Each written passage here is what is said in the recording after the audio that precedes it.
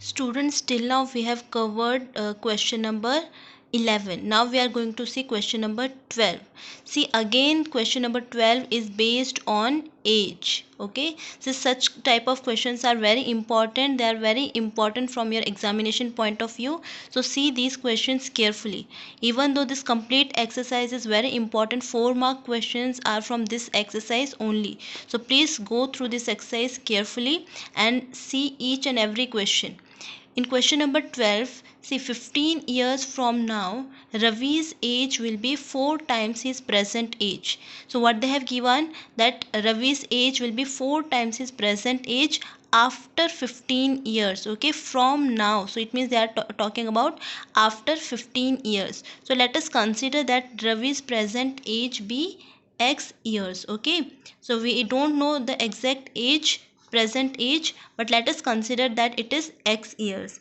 Now after 15 years, what will be his age? Whatever age, present age he is having plus 15, okay, that will be his age after 15 years.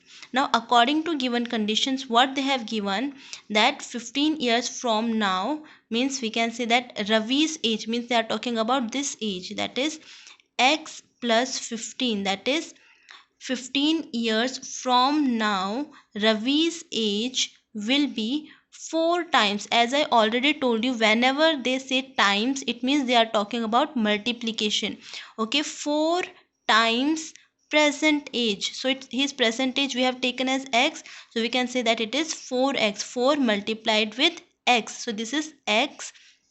So his age after 15 years is 4 times his present age. So see this equation carefully. Now here again variables are on both the sides, so I have to shift this variable from this side to this side. So it will be 15 is equals to 4x minus x. As this x is positive here, so it will be negative on this side. So we can say that 15 is equals to 4x minus x, that is 3x. Okay, now this x will be as it is, this 3 is multiplied here, so it will go and divide on this side.